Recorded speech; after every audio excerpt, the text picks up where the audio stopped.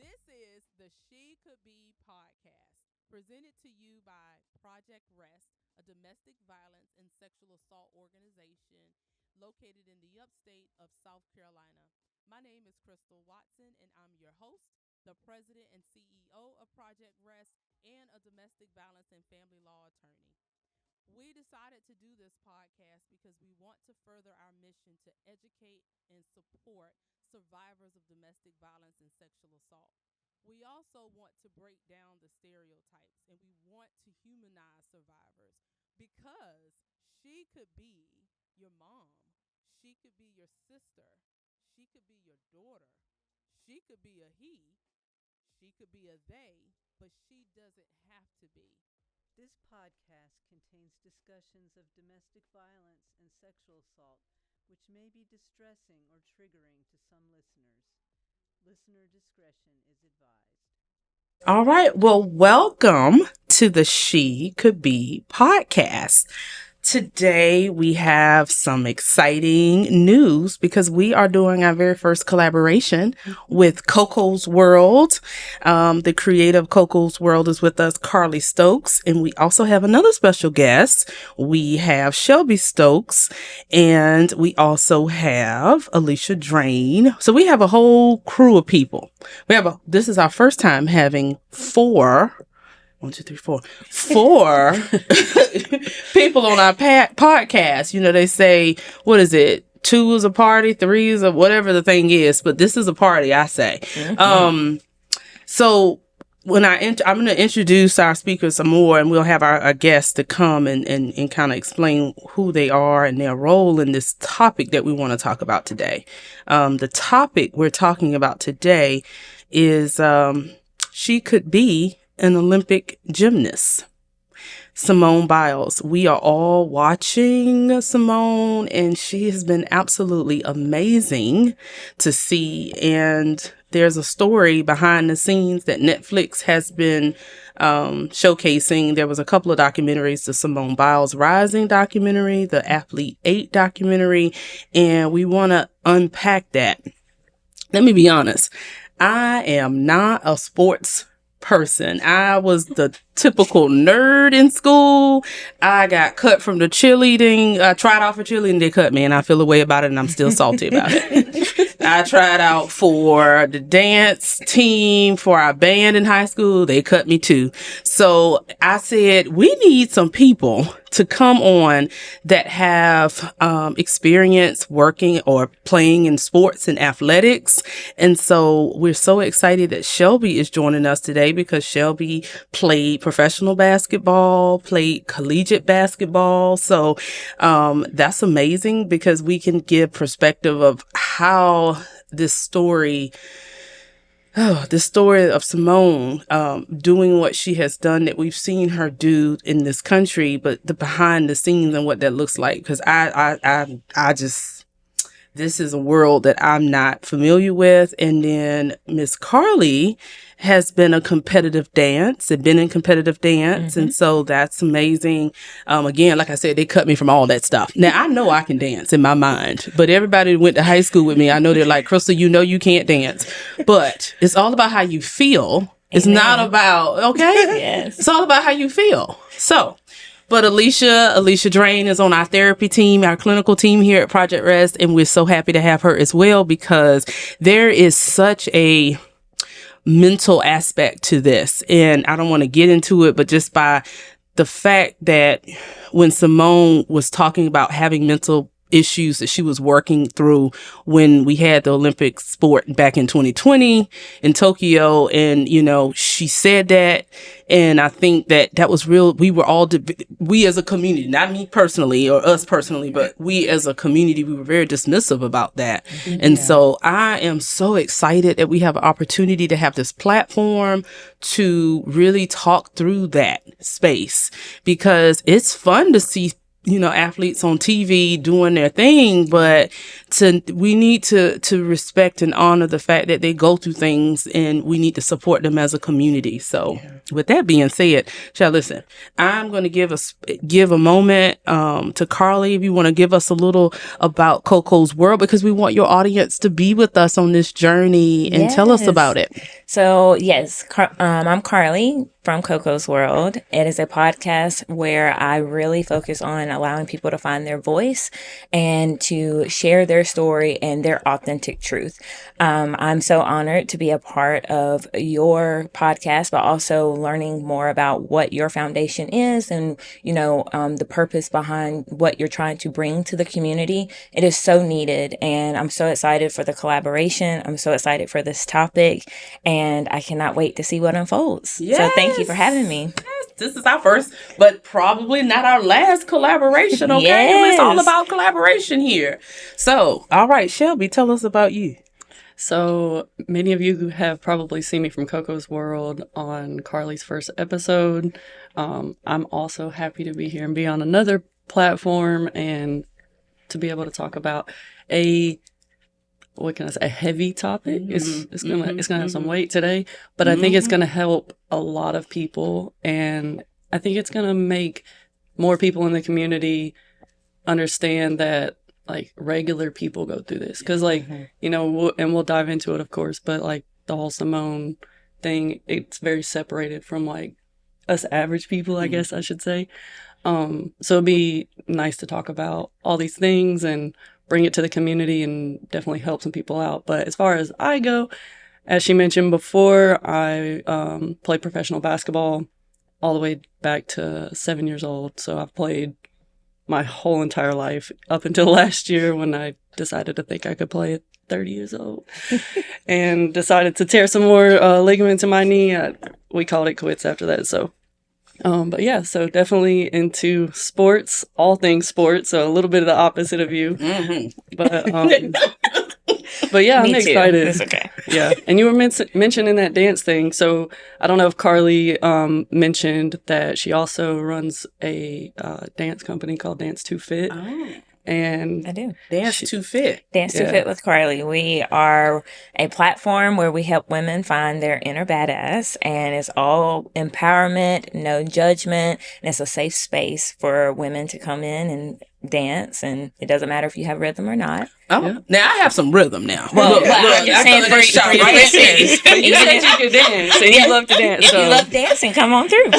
You too. What this sounds like? Where is this? It is off of Woodruff Road. Oh, okay. And I host classes Wednesday nights at 6 p.m. and Saturdays at 9. So 9 a.m. or not? 9 a.m. Oh, that's early. I know. Okay. Dedication. Right. Dedication.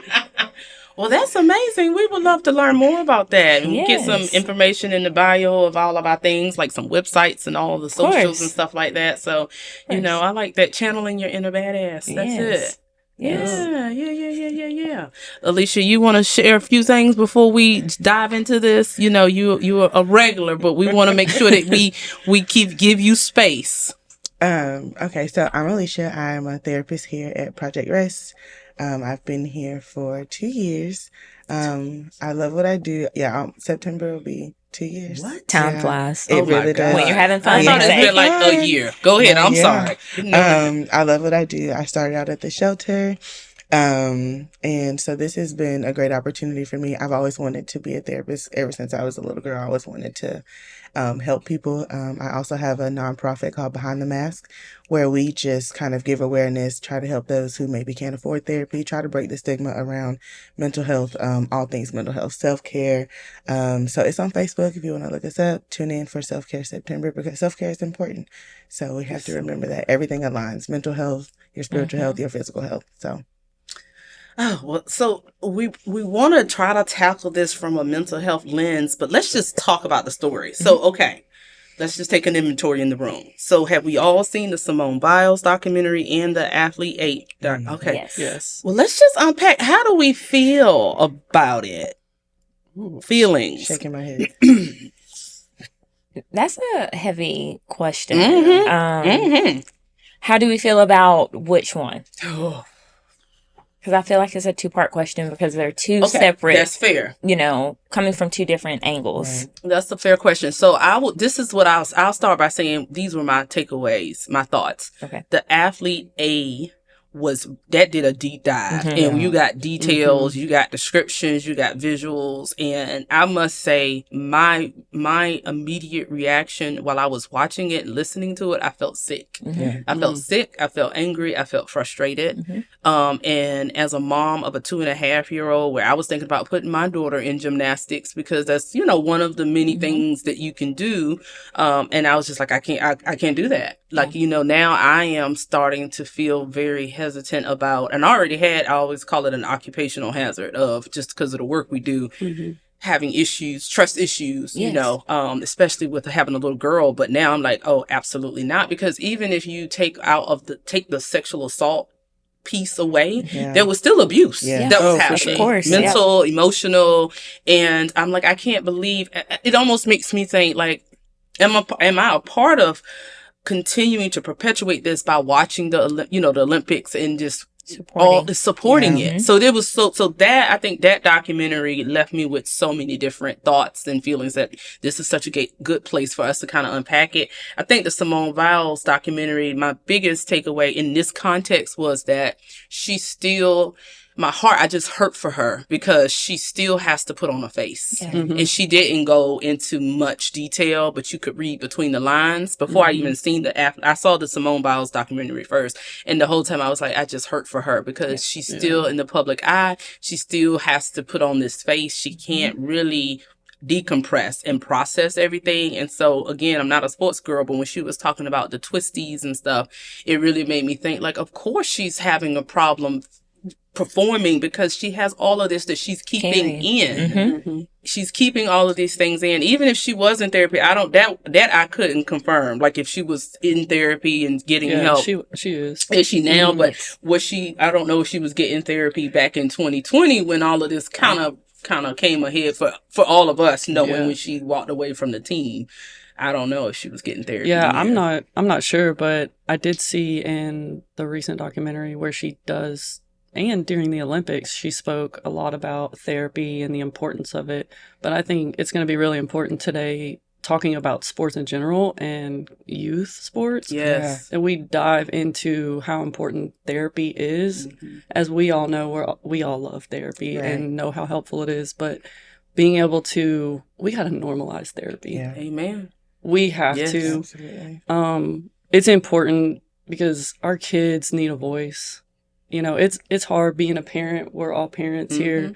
And, giving our children a voice outside of us, because some things are just heavy for kids to talk to their parents about, or just having a safe place to go to just share their thoughts, whatever they may be, could really help.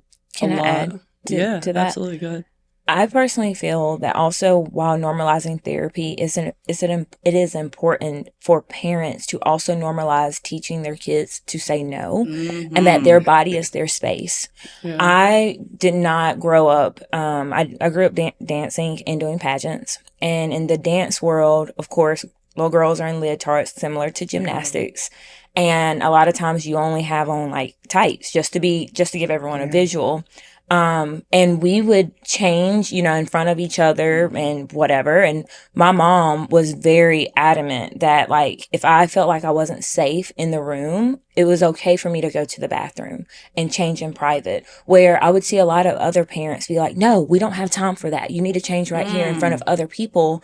And not saying that other people were looking, because it was all girls of our age, but you don't know who's looking outside in the windows. You don't know what other sexualized thoughts are being thrown on this person. And then you wonder whenever they get of age, they're insecure or they have some body dysmorphia issues because they were never given the voice to say, I'm not comfortable with this. Yeah. And I think when you asked how did I feel from the first documentary, I was hurt because so many girls were going through. It was uncomfortable. Everyone knows that it was just uncomfortable the whole time. It was gut wrenching. It was cringy. But even whenever they received the platform to share their story, they still didn't feel like their voice was loud enough or could be loud enough to even talk about it, because I don't think that their parents understood. So sometimes we have to sit back and say, even if we don't understand, I'm giving you validation that your words are good enough. Your story is good enough. And no matter how much you want to share or how little, your platform is your platform, and whatever you want to share is valid. I mean, I just think that needs to be taught from a young age, that we can have a voice. No, I think that's so important, because I think a lot of times whether it's something that's been dealt with abuse or another situation, when the child comes to a parent and they feel like they're being shrugged off or like what they're saying is not important, it starts there. There's the seed of, well, what I have to say doesn't matter, or no one's going to believe me, or there's the seed that's planted, and then it's watered by other people who don't validate their feelings, don't validate what they're trying to say, what they're trying to express. Even if they can't express in words, get a book, let them color, do something else. There are other ways for children to be able to express to you what is going on. I am very, I use play therapy, toys, sand. What is it that you're trying to tell me so that I can understand? And if I can't understand in this way, then let's work on another way. Because as a child, when you're trying to explain something to someone and they don't hear you, then that just means, okay, nobody's going to hear me. I may as well just stay silent. I agree with you. Because I remember whenever I was coming into development, I was growing boobs. My boobs were always bigger than all of my friends, because I developed at like 12. And I was over at my friend's house, and she had a pool. And her dad was home. He would pick us up from school. We arrived at home. I changed into my bathing suit like an average girl would. It was a 2-piece bikini. I don't feel like my clothing should dictate whether or not you feel like you can look at me. But because of that platform of my mom, from 5 years, I started dancing when I was 3. She would always say, if you don't feel comfortable, call me, or you can tell someone I'm not doing something because this is my body, my choice. And I remember being 12, and I was like, I told my friend at the time, I was like, your dad keeps looking at me awkwardly. Like, I'm uncomfortable. Oh, he looks at all of my friends. Like, it's not a big deal. And I said, well, it's a big deal to me because I have a dad, and my dad never looks at me and my friends like this. Like, I know for a fact, my dad, when my friends come over, he stays in his room because he was a single dad. So he gave me my space. We went to the pool. We wore a cover up, and then we were hanging out at the pool. He didn't even come to the pool, And so I was like, this is not normal. I don't feel comfortable. And she was like, well, I mean, I don't know what to tell you. I guess you can just go home or put on your clothes. But like, my dad is welcome to look. And yeah, true story. How old were you then? I was 12. 6th grade. That's a lot. Yeah. And I never went back over there, but I called my mom, and she was like, well, I get off at 5. I'll be there. Just change back into your clothes. And I felt awkward because all my friends are in the pool hanging out, and I'm in my school clothes, just sitting outside, burning up, and they weren't talking to me. They were laughing at me. They were picking on me because I chose to be an outsider at that moment, because it was more important for me to feel secure and not feel sexualized, not feel as if a predator, not saying that he had predatory intentions, but why are you looking at someone in that way? But then you were also rejected, like the very first time you spoke by your peers. And the next time when she was like, hey, you want to come over for a sleepover? I went. I did go over there. I never went swimming again, but I would go over for like birthdays and stuff. And I always felt reclused because I didn't feel as if I could genuinely be my authentic self, because it wasn't a safe space for me. Yeah. So I definitely agree, listening and taking the time to validate is so important. So important. Sure. 100%. When you mentioned, I love the foundation your mom gave you, because it reminds me of something I'm trying to do with my little girl now. She's, again, 2.5. But what I noticed that we do is you got family members or whoever that want to kiss all on the baby. And when my daughter is not wanting to like hug or reciprocate whatever it is they're trying to do, I don't force that. And I think that is something that we did in our day, I should say in our day collectively, where, you know, oh, Uncle so-and-so or something, give him a hug, give him a kiss. And I have made it very clear that I will never do that to her, because it's almost like with women, we're trained at a very early age to say yes to everything. Like what you say is that it is that submissive. part. We're trained to do that. And so then when something happens where you know, like what that story you tell is that you just told is so, it just really reflects of the benefit of when somebody teaches you that early on, that you felt comfortable enough, even though the rest of your friends kind of, you were alienated, right? But you were like, this doesn't feel right. I don't like this. I'm going to call my mom. And I swear that's my prayer. I always say, I hope my daughter has that relationship with me when she gets to that age where I don't like this. I'm going to call my mom, you know, because instead of just going along to get along kind of thing, like everybody else is doing it. And that kind of, I mean, that, between all of the different gymnasts that they were interviewed in all these documentaries, it sounded like they were all like, is he doing this to you? Yes. Is this normal? Is this, you know? And so it's just important for us as women and men too, but I'm just in this space, for you to trust your gut. I swear that is, our intuition is our greatest protector. And when we ignore it, trouble always happens. Every single time. So, but it starts at home for us to tell our children, boys and girls both. But, you know, if something doesn't feel right, then that's enough. Like your feeling is enough. Like you, so what if your friend doesn't want to agree with you? So for the 12-year-old Carly, I'm so proud of her. Yeah, absolutely. I'm proud of her. Thank you. That's awesome. And if I could add to like a sports layer to voices. If you think about the culture of sports, we're getting coached all the time, right? So how many kids really get to give feedback or get to speak back to a coach or somebody who is seen as superior because they're the ones doing the teaching and the coaching, and it's all from you got to keep your ears open, but there's never a voice there for kids at any age or at any place in sports. I think probably in my career, getting to the professional setting was the first time I actually had a coach ask for my feedback. You know, like, and if you think about that in a sports context, if you're like me, who started playing at 7-8 years old, and you're constantly being taught this, okay, my coaches tell me what to do, I'm told what to do, and I just listen, I absorb it, and I do it. There's never anything from my part as an athlete to say, oh, well, I think we should do this, which minimizes our voice. But then also you add the layer of like abuse and, you know, like physical things that sports brings. You know, one thing I definitely wanted to talk about today is how comfortable people are with other people in sports and on teams, and how we don't realize that, like, the butt slapping and the good jobs and all of that stuff. You know, when I actually remember the very first time that I had a conversation with some teammates. I was in middle school and we were talking about butt slapping. I know that sounds probably so silly to people that don't play sports, but you know, it's we're in layup lines and we're getting warmed up for a game, and it's a good job and just a slap on the butt. And believe it or not, coaches, it's, you know, very kind of like, it's a taboo thing now. Like, a coach shouldn't be touching a player, obviously, because some of the stuff's come out. But coaches used to do that too. Like, good job. Like, attaboy, attagirl, you know. We desensitize our children in ways that we don't even realize. So like, we let them know that, like, over and over and over, like, another kid, another coach can just touch me however, whenever. And we desensitize our children to that. So going back to like what you were saying too, is your mom taught you that.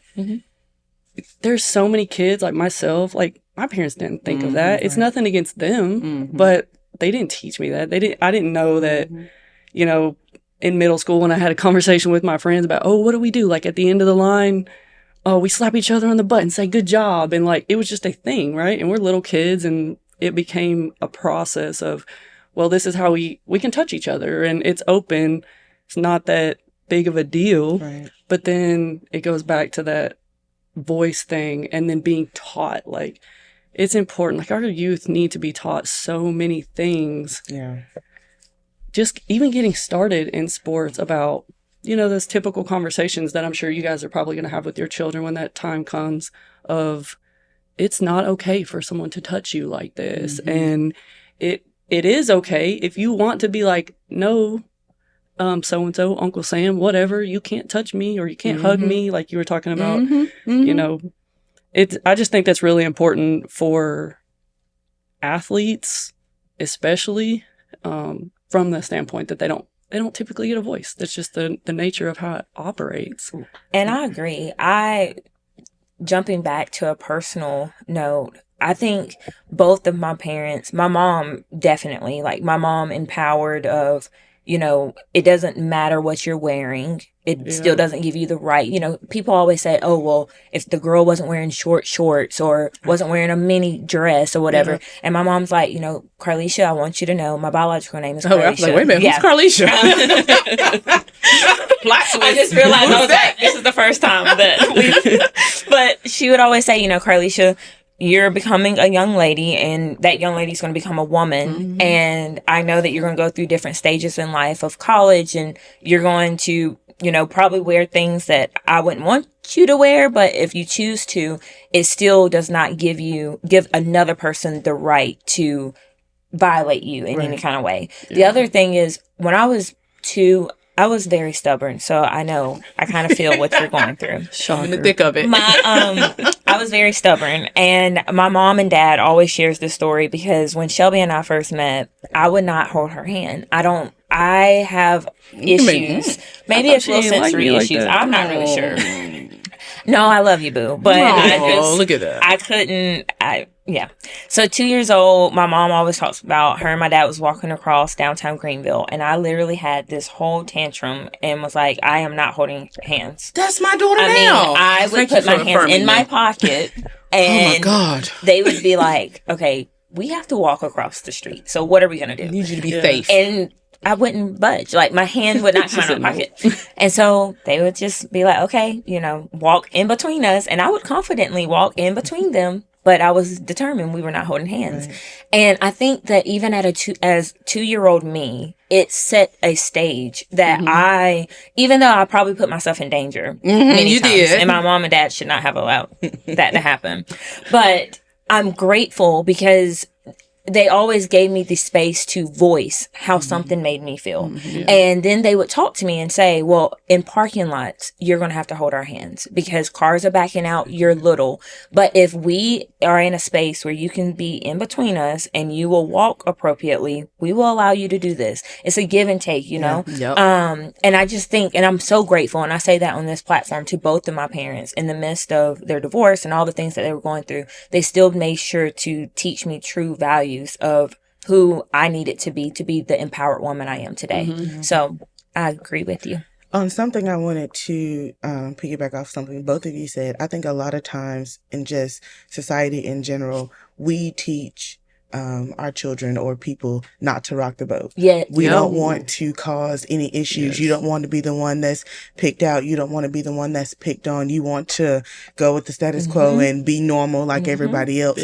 But in teaching them to not rock the boat, a lot of times we're teaching them that everything that happens to them or everything that they want to say, like she said, there's no voice, or it's okay if I touch you this way, or it's okay if I do that, or no, don't say anything. And it's just like in sports, when something happens to the athlete and then they go to somebody else and they're like, okay, well, should I say something? And like in the documentary, she said, well, you're the only one who's saying this. So I would advise you not to come out and say those things because no one else is coming forth and saying this. So you're going to be the outcast. You're going to look different. They're going to alienate you, basically telling this young lady that, okay, if it happened to you or if it didn't, don't come out and say anything. Like, we teach them at a young age to be silent. Yep.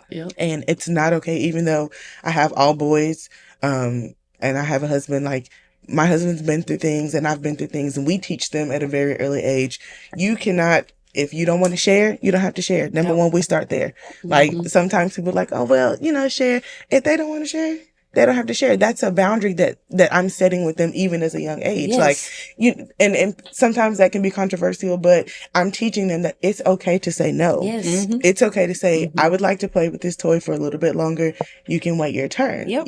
But a lot of times, even in school, like we don't teach that. Well, share with your brother or share with your friends, this and the third. You're teaching that child that, okay, well, if this is something that I want, I don't have the right to say no. Yes. I don't have the opportunity to do the things that I want to do. So even though my boys, sometimes they fight, I teach them, if you don't want to share, you don't have to share. And a lot of parents feel like you shouldn't teach your children the proper names for their body parts and things of that nature. Even though I have an 18-month-old, a 2-year-old, and a 4-year-old, a 3-year-old, and a 4-year-old, I don't play them games. They're going to know the appropriate words, because if somebody touches you or somebody does something, I'm not going to know what you mean when you say somebody touched my pocketbook or somebody did That's this. how I was raised. Exactly. The pocketbook, And that's I know the what thing. that means. Like that was a personal experience for me. At 5 years old, I was So sexually true. abused and trying to tell my mom these different things. She was like, well, I don't know what you're talking about. And you're just probably making up, because I did not have the appropriate wording or know how to express myself. I was shrugged off.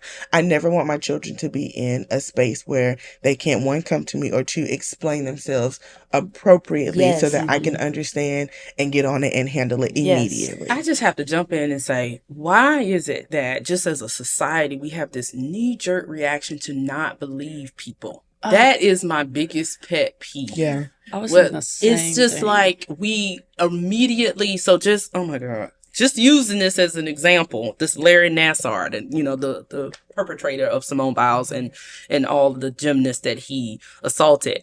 At some point, I think the investigators made the comment, his attorney came forward and was like, well, I mean, he's really important. That might not have been the word, but exactly. We do not care that you think you're important. He's a big deal. Decorated. Whatever word he used, and this could really ruin him. And how many times do we hear this on the news? If somebody comes forward, it's just like, but what if they're not telling the truth? This could really ruin them. And I'm like, but what about the victim? Yeah, it's ruined them for years. It creates this environment that you are never going to be comfortable going forward, because you're going to be automatically. Is an assumption that we should not believe you. Yep. I wrote down a quote from, oh Lord help me with pronouncing her last name. Rachel Denhollander was also a gymnast, and she was interviewed by the Indy Star in August of 2016. And she said, abuse victims are not treated well. They are They are mocked, questioned, blamed, and shamed. And she said that, and let me give you the context. The Indy Star reporter was asking, like, why are you coming forward now? I think her abuse could have been, she was 10 years. She was 15 when it happened, but she was a grown adult. And I just was so I was proud of that 12-year-old Carly. I was proud of her in that moment, because she was like, I was not equipped to do that at that age, because this is what you were dealing with, what we literally just described. If you talk to your teammates, they even might say, you don't need to say anything about that. You don't need to do that. And your parents, I mean, what? You're facing all of this adversity, and you're the victim, and you're a child. Yes. That's what breaks my heart. And I'm going to pause myself, because we got to keep things. This season that we're in this country, like, we talk about protecting children, unborn fetuses, but when that child comes out of what are the we womb, doing? What type of protection are we protecting that child? No. Right. Absolutely not. And I have to hold myself accountable, because we're not talking about this person right now, but I will like to say, just on a public platform, when everything came out with surviving R. Kelly. We can talk about it. We can go there. I was a huge fan of R. Kelly. Me too, friend. Okay, friend. I feel so much better. Best friend, let me decompress. Let me decompress with you. If my best friend of over 20 years were here, she would tell you this, and I quote, Crystal would have went. She would have went. I would have had to go get her. I almost went. I would have. Shut up. She really did. This is a true story. This is R. Kelly? I have. I danced on stage with him for a whole tour, the Black Panty Affair tour. She loved that man, for real. He kissed me on my cheek. This is a true story. And Crystal gonna fall out. yes, I was 19 years old, and when he came to Greenville at the time of Bilo Center, now Sponsor Corps, Right. And Throwback. yeah, we're gonna digress for a second. I was the person that always said, why they're coming out now. Mm. I was that person, and I want to hold myself accountable because Me too. I would just be so confused. I'm like, I'm just confused. Like, it's that simple. Just say what you got to say. And a close friend of mine, she dated him. And I was a fan of his, and I almost left with him the night. He invited me to go to the after party and on the tour bus. And my mother, Mama J. yes, she saved me. She said, "You are going to get your behind." Come on, Mama. She said, She was "Absolutely the mama not." that I'm Look at pretty you sure saving all of lives. America Literally wanted at that to time. like step up. She said, "Oh, I love him too, but you're going to get your behind." Honey, we all did. Look at me. You should Come see on. my face. Like, And well, y'all see my face. Oh my begged God. her. I begged her. I even cried Oh in the my car. God. I'm in chills. And I said, "You're just jealous because he didn't ask you to party you with said him." that to your mama. She was upset. Disrespect. How dare you? I was so upset. Like, y'all, I was like, this is a once in a lifetime thing. And you Like, were 19. I was 19. You still a baby though. And 19, you don't and know she was nothing. like, you don't know he a is thing my at all. age. Like, absolutely not. You're not going to party with him. And I was like, okay. Well, my cousin who's with me, so we all went as a family. My cousin, Lord, I heated her up. Okay, so my cousin was with us. So we went on stage and danced, and my mom, my dad was there. Like pretty much, I think the whole Greenville was at this concert. That was Whole R. South Kelly. Carolina. Yes. What year is this? Yes. Everybody What year is outside this? for R. Kelly. 2014, 2013. It was the Black Panty Affair. It was his last tour. And I think my cousin was roofied. We can't prove it, but she literally had less drinks than I did, and yeah, they were serving. How old was us- your cousin? She was 21, Okay. and she just like blacked out. So honestly, she was part of the reason. But she was like, "You go ahead, live your dream." Like she was telling me, encouraging me to like go backstage. And the radio show host, I don't want to say no names, but Go ahead. Okay. Just leave it I unknown. personally think she should be also part of his trial as well and be tried because She knew I was underage. She also knew what he was doing backstage and on his bus because we had to turn in our phones to her when we got on stage. We could not have any phones. We couldn't have any connections with our family once we signed a contract saying we were okay with going on stage and going backstage and going on his tour bus to his hotel and hanging out with him for the night. So when Surviving R. Kelly came out, my friend who was in the tabloids and all these things, we went to a birthday party of hers and he made us sign over our phones again, everything. And literally she could not go anywhere. She couldn't go to the bathroom. She couldn't do anything without having his team right there with her.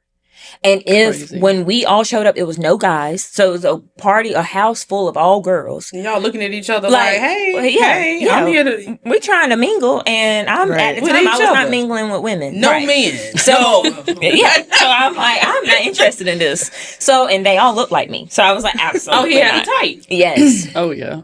And so when that show came out, I was triggered, Oh, of but course. I took that trigger out of anger. And Shelby lived through this with me. We had a lot of arguments because I was just like, why are they coming out now? You know, they're ruining this man's reputation. And then I sat back and I was like, you know, Carly, realistically, you could have became one of these victims. Easily. And Easily. how scary it would, you admitting that, you know, all the things that you were trapped into that you didn't even know you were trapped into because you just thought, I'm going to a concert. I'm about to have a best time of my life. I'm going to go to an after party. I signed over my phone at 19 years old. Who lives without their phone, you know? Not today. I'm today. like, you know what? Just take my life because I'm about to go... I'm pretty much giving my phone. So I couldn't even get in touch with my mom. I wouldn't have been able to do anything was if my mother intentional. wasn't even there at the concert that night. So I was like, all of this stuff was premeditated and it was preyed on young girls because the girl that he ended up dating was 17 at the time. Yeah. So technically, I was out of his age group anyways, You had because I was aged out. 19. I had aged out. So after I started thinking about this and working through it through therapy and holding myself accountable and saying, you know, it's okay for women to speak out whenever it's their time because no one knows how long it takes to process that. And also when we have buried our emotions so far deep, bringing that stuff back up, it's hard. Yeah. So, yes, I apologize to all of the women because I mean, yeah, 29-year-old Carly and having a daughter that's 18, Yeah. there's no way in hell I would have ever. I'm grateful for my mom. Right. Yeah. And I think our conversations and debates, as we call them, we don't like to call them arguments, we call them debates. I like that. But I think a lot of our conversations around the surviving R. Kelly thing really helped too, because I was like, I don't even know who you are. Like, this is the girl that literally told you the story at 12 years old where she's like standing her ground, standing her piece. She's been taught these things. And then now that it comes to fame, That's exactly right. stardom, all these things. Okay, and he's nice looking. Okay, Right. can we just be honest? The man, nice looking and can sing. And can sing, And right? can I'm not there now. I'm not there Yeah. anymore. But I'm just But, giving yeah. you. Yes. I'm Yeah. affirming. Yeah. And she would, like she said, she would double down on, well, why now? And all of America did that. I know you guys heard that. Like, why now? Yeah. And it's like that for every situation like this. If you think about it, anytime a victim of any gender, it doesn't matter, whatever, comes out with, this is what happened, the first thing we do is, Yeah. Yep. oh, We question, we Yeah. criticize, we Why do we do ridicule, that? Right. and so then of course no one is going to come forward and share their Yes. story. And Yeah. it's almost like you have to get to a place where you're strong. Yep. To Mhm. be able to say, I'm going to tell my story. I'm going to come forward. I'm going to have, my abuser be held accountable, and I don't care what comes along with it. Yep. I mean, even Yeah. with, shout out to Cassie, Yes. even her, Oh, yeah, I'm sure for she Yes. had to just get to a place Yep. where when I file this lawsuit, I'm going to be ready. Yep. Yeah. I got my receipts and I'm going to be ready. But people don't realize, like, it's not a safe space. No. Yep. And that's what makes I'm just frustrated Yeah. because Yeah. we are never going to change as a society if we're continuing to victim blame and we're just never holding the abusers accountable. Yep. That's where I'm at. Where is the accountability? Right. It's not a lot of accountability taken, because especially for those who are NFL players or famous people, when you call the authorities, 9 times out of 10, they're not going to do anything. If you're married, that's a whole Yep. nother situation. Or like you said, they're not going to believe you in your statement. Well, we need some kind of proof. And sometimes even with proof, nothing is done. And I think Yep. that's the frustrating part about the system. Is like, where is the justice? Where is the accountability and the responsibility that needs to be given to the alleged perpetrator? And I don't understand why the victim always gets the flack, and it's like the perpetrator just gets to walk free, like, here's this little slap on the wrist, go on about your life. But the victim has to go through sleepless nights, therapy, all these different things emotionally and mentally. I don't think some people understand all the things that come with being abused, whether that's sexually, physically, emotionally. There is so many things. There's the tearing down of your self-esteem. You don't love yourself. You don't believe in yourself. You don't even feel like you're worth life. Sometimes it goes there, and people are like, well, that happened 10 years ago. You can get over it. Like, right. and that's not the case. There's sometimes things happen even as a child, you bury it, and it's not until you're 19 or you're 24 when something triggers you, and all those memories, all those flashbacks come to the forefront, and you're trying to figure out, how am I supposed to deal with this? I know we talked about it in the whole Cassie situation. I was in a domestic violence situation when I was a teenager. I'm married now for 10 years, but when that story came out and I seen that video, I had a flashback, and I'm like, I know this is not the space that I'm in. I'm in a loving, healthy relationship, but it took me back to that moment, and I knew immediately there's some more work that I needed to be done. There were some things that I had covered up that were coming to the forefront, like, hey girl, you thought you dealt with us, but not. We're still here, and I needed to work through that. Sometimes it takes some time. It takes some courage. Most women don't feel comfortable coming forward until they've dealt with it themselves, because you can't try to process everything that you're going through in that moment and deal with everybody else at the same time. That takes people over the edge, and I don't think that's something that we actually think about. Yeah. I think going back to Simone, I think that's exactly what happened to her when she was in Tokyo. Like, when you think about the timeline, that's when the news article dropped about this coach that had sexually assaulted a whole bunch of athletes. And then how are you supposed to perform. Right. Like, again, I'm not an athlete, but you gotta be like, Locked in. your brain has to be fully like focused on that. So if you got triggers and things that are happening in your life, like, how are you able to even how you have to process it? You have to deal with it when it comes up. Yeah. All right. Whew, this It's is a lot. And the fact that after the story came out, 500 survivors came forward. Yep. You had the opportunity. 500, and those are just the ones that came forward. That's not including the ones that never said anything. That never said anything. Yep. And even doing it. And when I was reading this article, I was like, "Yo, where is his neck, and why it's not in my fingers?" Did you see when they interrogated him? Finally, the police, law enforcement did on the documentary, and I'm not trying to do the whole gender thing, but I think he needed to be questioned by a woman. Yes. Oh, yes. This is a trigger for me. When he started mansplaining, yes. when he started, that's a word. When he started mansplaining to her, like, well, you wouldn't know all these medical techniques. Like, no, first of all, digital penetration, and you don't have no gloves. Come on now. I'm so sorry. Let's make it make sense. Because I don't need to go to medical school to know that. And this is again, your face. This is like, Big man. that was a lot. I just dropped digital penetration With no gloves. It's no glove. Yep. And let's add anal. Like, Yes. it was digital anal penetration, no glove. And so it really took a woman to be like, okay, sir, but still, what? So that's a medical procedure? No. Where they do that? That ain't in the books. Where is the medical? And so and he was very like, you don't know, and all this. And I'm like, oh, don't insult my intelligence. Right. And then you don't even have a glove on. It's the no glove for me. And the medical procedure for me. No glove and medical. And then you're doing this your in front bare of hand in somebody's front of the rectum. parents. Like that is that's crazy. And like that.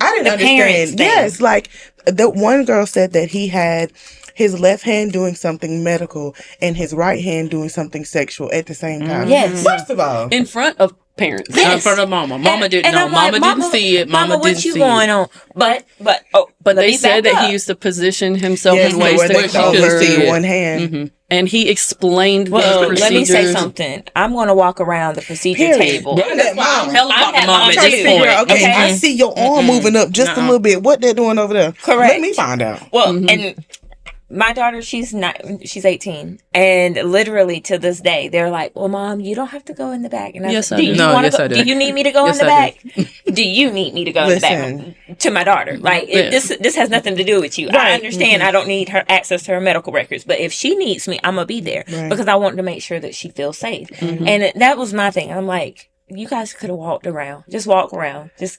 And I think sometimes, especially in the sports world, we trust the coaches. We are Exactly. like, They're in the place of power. Right. They're in the place of power.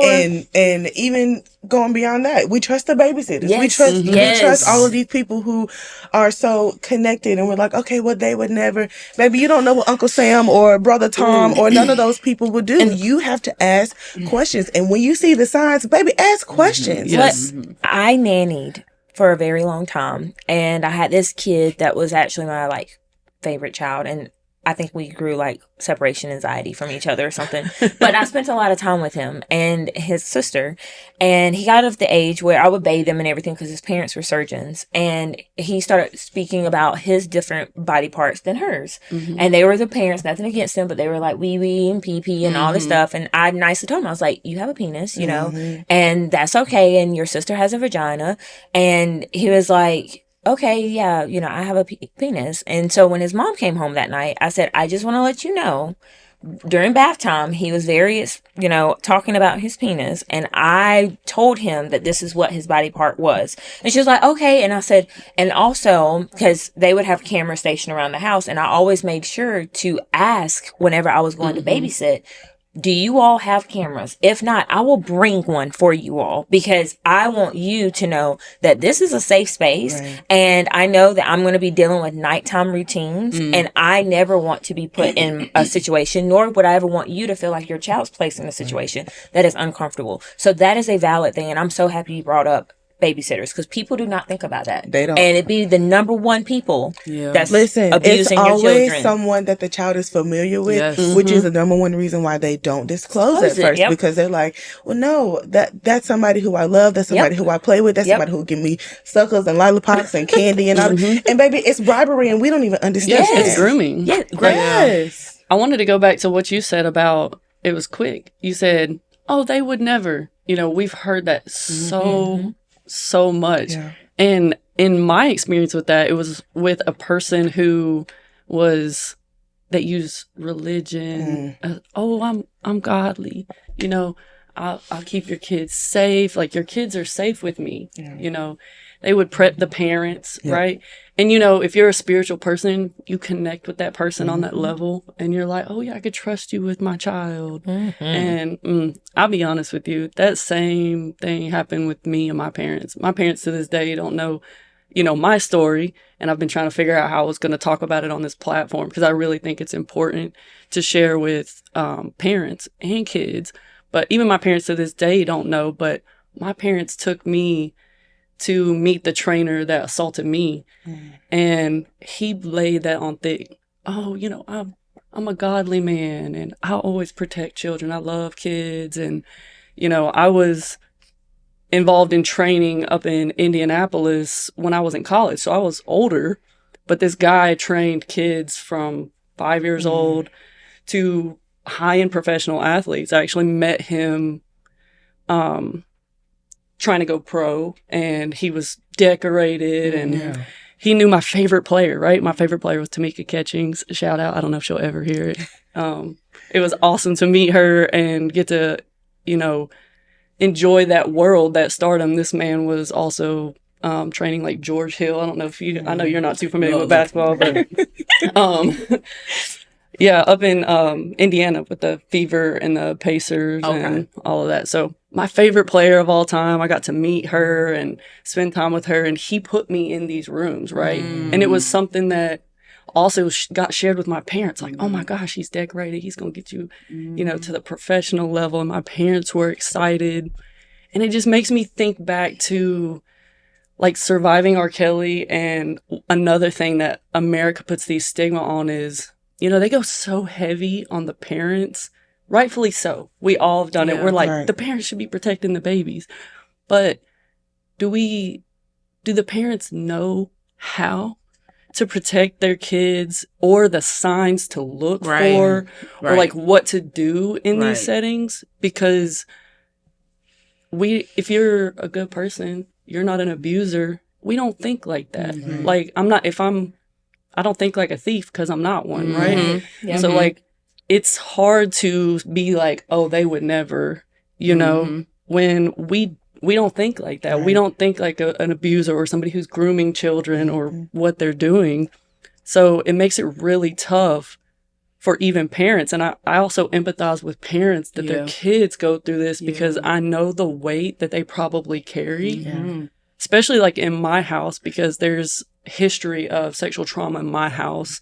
And that was something that prevented me from speaking out, because I knew it was my parents' biggest fear. Oh man. You know, it was, they wanted to protect me always and all these things. And at this point I just turned 21 years old. So I was a grown adult, and like you said earlier, 19 still a baby. I swear, like under 25, like you're really still growing, your mind is still learning, figuring it out.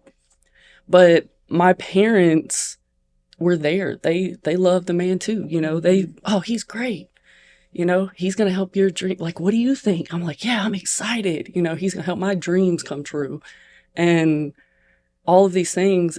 And it goes back to R. Kelly's like, your mom was like, absolutely not. And nothing against like those parents that don't, but parents want their kids' dreams to come true. I was about to say, but we were all put on notice about R. Kelly. Yes. We were. He married Aaliyah. Let's rest in peace to our angel. So we were all on notice, and we still were turning a blind eye. Yeah, that's but true. in your parents' defense, how would they know? And I, as a mom, that breaks my heart, because then I'm thinking, you know, young Shelby, you were probably wanting to protect your parents' feelings too. And that's a lot for you to carry. Carry, Yeah, yes. absolutely. It's Absolutely. Yeah. Trying to protect their feelings as well as my dream. Mhm. Because I knew I hadn't even gotten out of college yet.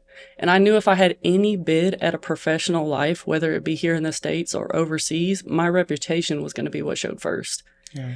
And we all just sat here and said that the first thing that we do in the world and in America is we victim blame. Yep. Or we're like, oh, well, why? Well, gaslight, one of the Yeah. two. Why That now? didn't really happen. I don't, You know? It's not like what you're The- exaggerating. The first person I shared with was like, they're going to say you wanted it.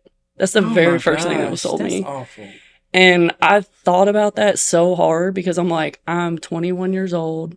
I just started drinking, wanted to be outside, wanted to have fun. I'm in a different city. I'm around professionals. I'm living the money. She had Like- paparazzi following her. Ooh. It wasn't like that. Not for me. It wasn't for me. But no, but I had a great time and I was around that world. Like Yeah. what people dream You of. got a taste of it. Yeah. And then it's like, oh no, like if I have any chance of getting there and staying in that and being in that world, I better keep my mouth shut. I better not say anything until I got a phone call from an attorney that was like, your name was shared regarding this case. Would you like to share your story? And I was like, well, first off, how did y'all find out? Because if this was such a secret, Mm-hmm. how do we know now? First off, this is a very strange phone call to get after I've completely moved to a different state. And, but the first thing that I thought of whenever they shared with me that they said all his victims have come forward. Some are choosing to speak and some are choosing not. Like the first thing I did was like stepped back and was like, I need a moment. Mm-hmm. Because at that point, it became all these victims, and I thought I was alone. I had no idea. And then I go on to find out because I'm 21 years old, and at the time I'm like, oh, I'm an adult. Like I can handle this. Like you're supposed to be able to handle stuff like this when you're an adult, right? And then on the phone, they started telling me it was 5, 8, 10-year-old kids because he was training young kids all the way up to professionals. It broke me. And I felt a sense of like guilt and like responsibility because I was like, I'm an adult. Like I'm supposed to protect kids. In that setting, I kind of turned into the parent and kind of like put myself on the back burner and was like, I thought this was only happening to me. Like I didn't know this. He was doing this to children. And then it easily threw me into, we talk about therapy too. Like we used to deep dive in therapy about all the settings. Like we used to visit it and that shit was hard. Oh my goodness. But, like getting into it, I started to be able to pick apart the signs. And I was like, one day, and I guess this is that day, I was like, one day I'm going to be able to share with parents and students and kids and youth and be able to tell them like, these are some signs you can look out for to be able to know what is going on and how to protect your children, to be that person, that parent that's like, I feel safe knowing that my child is safe. Mhm. And then like the easy things that were just like, oh, we just tossed him out there and it became a norm because it's in athletics, it's in sports, and it's okay when it's really not. And parents should step up and make differences in the programs Absolutely. at every age. So Absolutely. yeah, I'm happy that I know it's hard, it's heavy for a lot of people to even hear, some of the stuff that goes on. Obviously, like you said, everybody was like, it's gut wrenching to hear like Simone and the other gymnasts that went through those things. But I guess, like I said in the beginning, as average people, I'm an average person too, and I went through a typical journey that, our 18-year-old just went to college and she played volleyball and it was middle school sports, high school sports, and we're normal. Like these things happen to all of us, like normal people. It happens on settings that are not about professions and in the stardom and in the starlight. It's that happens to us regular people, and it needs to be talked about. Absolutely. This is Shelby, we appreciate you sharing, because this is the first step. Yeah. This is the real reason why we created this podcast, because we needed to humanize victims and for people to see that these are real people that walk among you, that go to the coffee shop or at the movies. We are all experiencing this as a community. Yep. And we need to just highlight this and have a safe space to talk about it, where you're not being criticized and you're not being questioned and, well, why didn't you do this and why didn't you speak up? This is us having that moment to decompress about it, but also for people to learn how they can get involved, because one of the big things that I feel like the common theme that we have unearthed here in this conversation thus far is that children need to have a voice. Yes. Children need to have a voice, and us as parents, as community leaders, whoever we may be, we need to give them space to have a voice. I truly can say I grew up with us always teaching children that you should be seen and not heard, and don't talk unless you're being spoken to, don't do all these, and they were just doing the best that they could. But now we've had a generation of children or adults that have been really harmed when we could have created these spaces. So I think the key is to listen. We have another clinician, Marlene Evans. She's our child and adolescent clinician, and she would I'll say this, I'm gonna try to be Marlene. Us parents, we need to put our listening ears on. So when you, so I really wanted to get her to say that on this podcast, because, and I get it, you get you get the babies at home and you're trying to cook, you're trying to do homework, and this is me talking to other parents out there. We're trying to get everything situated for the next work day. But when your children, they would just randomly say something to you. Absolutely. They'll just randomly say something. You have to put your listening ears on. So I think that's how, children, again, they know when something doesn't feel right. So now it's just us making that connection of giving children a space and just hearing them and not saying, oh, she's been dramatic, and she likes to tell tall no, listen to the child. There's a lot of truth in there. Listen. And so I think that's the first step. But as a community though, we need to one time I was thinking about this. Again, I'm not a sports person, but I went to a niece's little soccer game one time, and I had my little spidey sense up because it was a man there that just didn't have any kids. And I'm like, well, what is he doing here? We all just need should be aware. Yeah. I was like, who was that? And I kept watching every time a child would run to him. And I'm like, and so it's just us as a community. We just need to start just being aware.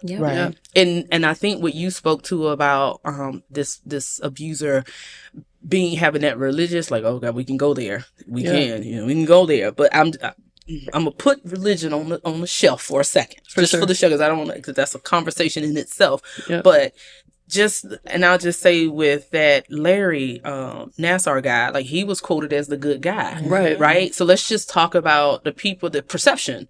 And it's almost like you got to watch out for those. You have to watch out for the people that have that perception of, and he was giving them candy and treats and stuff when everybody else was mean. That's so calculated.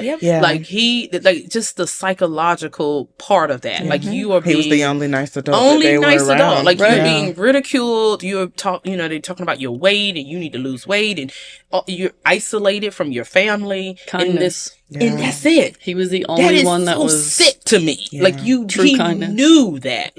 They are missing their home. He took full advantage of that. And you literally swoop in and you're nice to them. And so it's almost like if you do talk to your child, if they went to a camp, I don't know if they should go to camps like this, but if you go to a camp and you're like, well, so-and-so, he's so nice. And, you almost have to be like, well, what does he do? Why is he so nice? Just start pulling at that thread. So tell me more. Don't tip them off like you think something's wrong. But it's almost like, again, Marlene, put your listening ears on and listen to some of the things. Well, I agree with you, because I'm not sure if you all are aware of the company Upward. Yes, here in Summer. Cheer company. Yes. They used to train us for tumbling, and, God rest his soul, but he ended up taking his life because he had allegations. Those allegations were true. Inappropriate touching and feeling the need to correct people, but like caressing your behind to like give you the format of how you're supposed to land in a toe touch. All of those things were situational awareness. And I would just nicely say, I don't like how you're formatting me. Like, you can tell me how to do something, and I know maybe I need to lift my toes up. I've been dancing long enough. But when you start at 5 years old grooming them to 18, they don't know any better. So, you know, this Larry Nassar guy is very similar to other people. I would say also people in the pulpit, not to bring religion back, but we are so accustomed to looking at people and saying, oh, you're so nice, or I can let my hair down because you're not critiquing me in a negative way. You're critiquing me to improve myself, or you're a physician, so I can trust you because you're looking at my overall health. So automatically my situational awareness is in a green light versus a red light or yellow light. And I personally think those are the number one people. I was going to say, that's it. Those are the people how you we have should to really look out educate. Have you for. seen be arrested over the last 5 to 10 years? Yes. And it's been multiple women that have been coming out and been saying things. And even as the pastor's kid and since before birth, I've seen so many things happen in the church. I've seen so many women come forth. So many women get pregnant by the abuser, and then they're shamed. They're shunned upon, and you have to leave the church, and all these different things. But because we're not taking the opportunity to teach them, number one, see the signs. Even as a young child, when you know your child is one way, and then they start acting different, and you don't understand, that is a number one. Okay. Let me figure out what's going on. Even my mom said, I asked her as I got older and we were in therapy, if you seen from the time of 5 and 9, I started to act very different. Why didn't you ask some questions, do a little bit of research? Her response was, I just thought you were going through a phase. A lot of times they just think we're going through a phase. They just think that the child is just acting out. I just thought you were being disobedient. You know, that happens. Not knowing that things were happening that weren't being talked about, but because we don't take the time to teach our children, number one, the appropriate body parts, the appropriate language. And then we're so busy. We get so consumed with life. As a parent, I get it. I understand things happen. But your child, that's my responsibility. I'll tell y'all, orange will always be the new black behind mine. So please don't ever let me find out. What you saying? You know, but I'm just I'll saying, lose it all for that little girl. Lose it all. Yep. I need to be aware. And I read between the lines. Yes. Okay, you said sometimes I make too much of a story. Listen. Just so I can get the truth, because I don't want that to be their situation. I know I'm not going to be everywhere, and I know I have eyes everywhere, but I'm going to try my darndest to do the best that I can do and teach. Yeah, I agree. I would ask, what are some key tips of helping people become aware of the signs? There's a lot of things that we can do. Reading up on different books. There are several books to be able to teach your children, starting with children, teaching them boundaries. It's number one, whether it's a sexual boundary or, you know, just a boundary in general, teaching them that boundaries are okay. They can say no. They have a voice. And anytime you feel like your mom, anytime you feel a certain kind of way, or you feel like this is off or you're not comfortable, being able to have that conversation. And when that child comes to you, be open. Because if your demeanor is off, if your tone is off, if you have attitude, that's immediately going to shut them down and make them not want to conversate with you. Like if I say, Mom, can I talk to you? What you want? I'm good. I don't want to talk about it anymore, because immediately you're not going to receive what I'm saying. And I already am dealing with whatever I'm dealing with. It's difficult enough. I agree. And also, like I said, if you see that your child is doing one thing and then they stop doing that, or if they are warming up to somebody and then they're no longer, those are some signs. Bedwetting, acting out, like those are really heavy signs that something traumatic has happened, whether it's sexual or not, and we need to kind of figure out what's going on.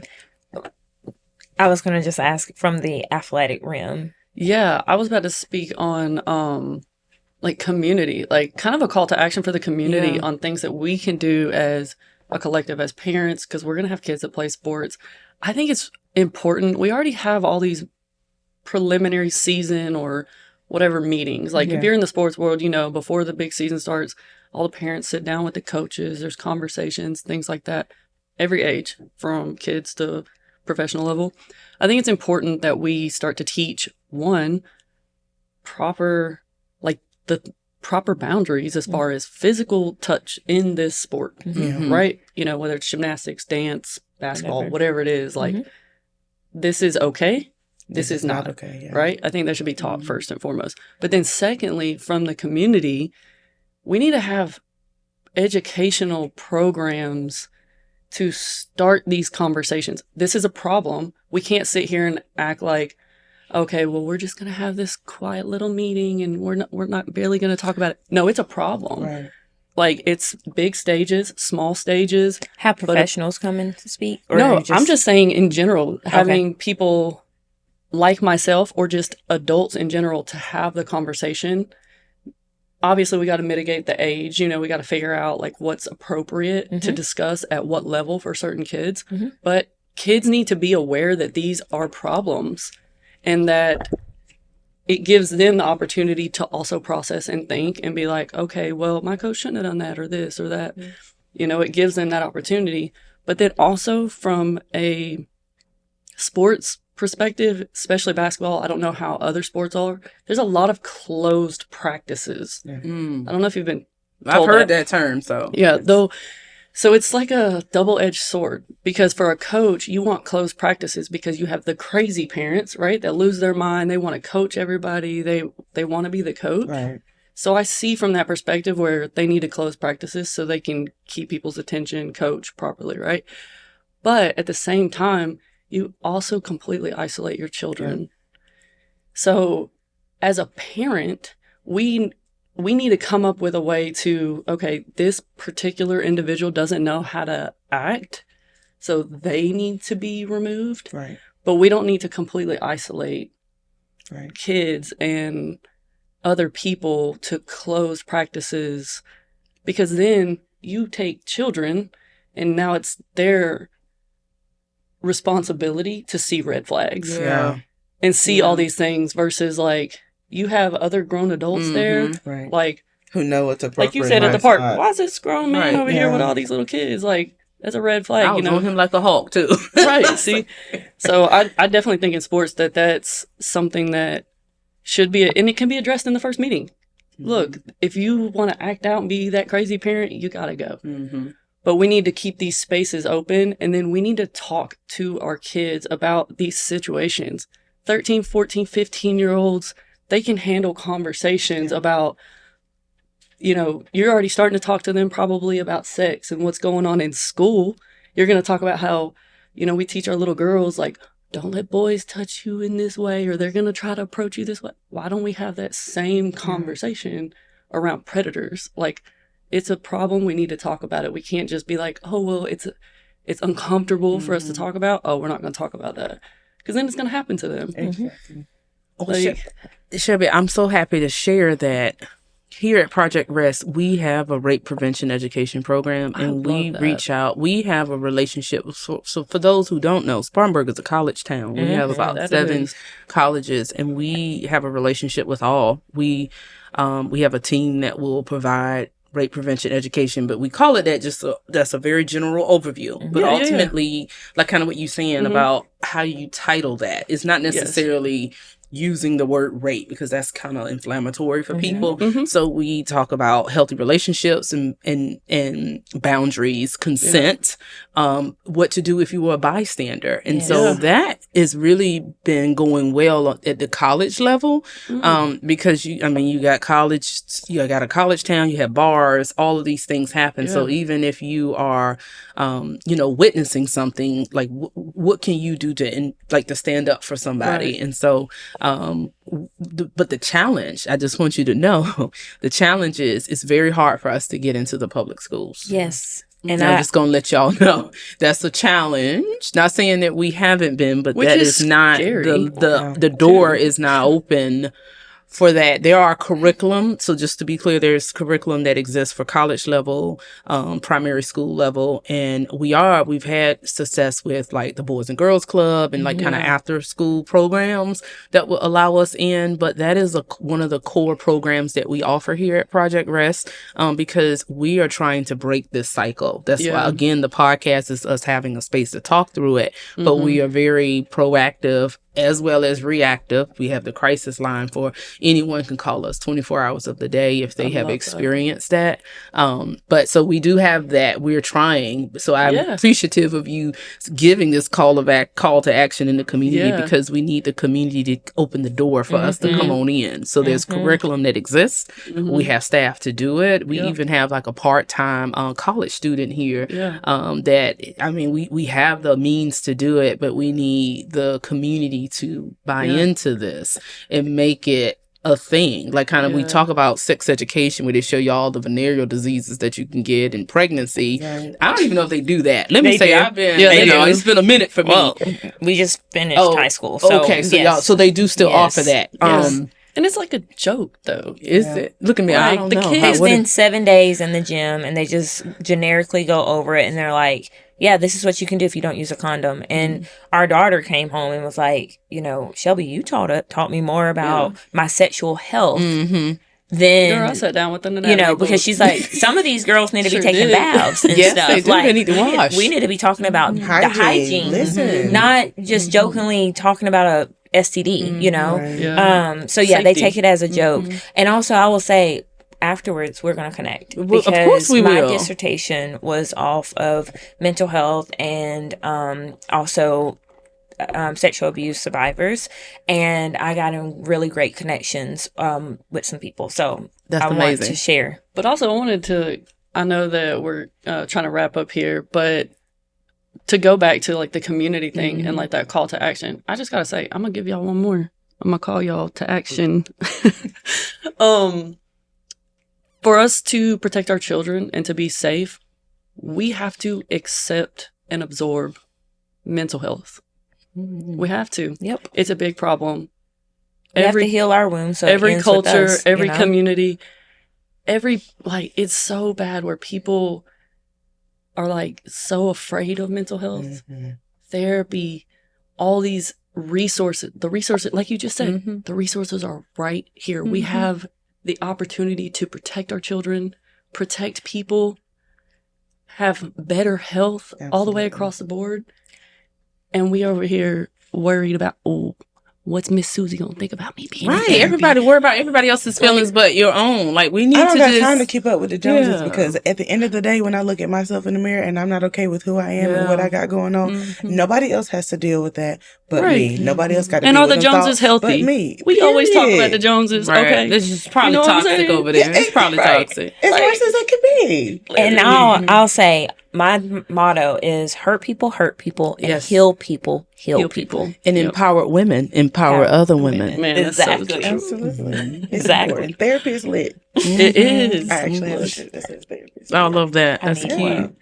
Listen, everybody listening today, we thank you so much for just taking the time out to learn more about this topic. I think that this is probably the start of many episodes about this, because there's so many angles, it's so many dynamics. If you are in the area, in the upstate, and you know someone, please share our information. Or if you've experienced some sexual trauma and this has triggered you, always feel free to go to our website, projectrest.org, to learn more about the services we provide. All of the services that we provide are free, but as you all know, it comes at a cost. So if you would be so inclined to donate to our services, you can always go to projectrest.org as well. And then I'm going to kick it to my lovely, we're collaborating today with Coco's World, so she can sign out with her people. Well, I want to say to all the listeners, thank you so much for being here today. And also thank you, Crystal, for providing a safe space for so many. Please go in and support Project Rest. I will also be sharing all of the URLs and information on my social media. So please follow, subscribe on their YouTube, on their podcast. But most importantly, I want you all to always remember that you are loved. Take care. All right. Until next time. That wraps up this episode of the She Could Be podcast. If you were moved by today's topic and feel compelled to donate, we would greatly appreciate your support. Please visit projectrest.org for more information on how you can advocate for your community, because she could be your best friend, your coworker, your neighbor, your teammate, or you. Do you want to join this conversation as an expert in your field? Reach out to shecouldbe@projectrest.org. For donations to Project Rest, please visit our website at projectrest.org. Thank you for your support. The views, thoughts, and opinions expressed throughout the She Could Be podcast represent those of the speakers and host, not of Project Rest. The information provided is generalized. For specific situations, please contact your nearest crisis center. All content covered in this podcast is owned by Project Rest. No endorsement implied. This podcast may provide general legal information based on South Carolina law at the time it was released, but does not constitute legal advice or establish an attorney-client relationship between the audience and host or audience and speakers. Although the podcast is titled She Could Be, victims of intimate partner violence and sexual abuse transcend gender. We are here to support anyone who is impacted by intimate partner violence or sexual abuse.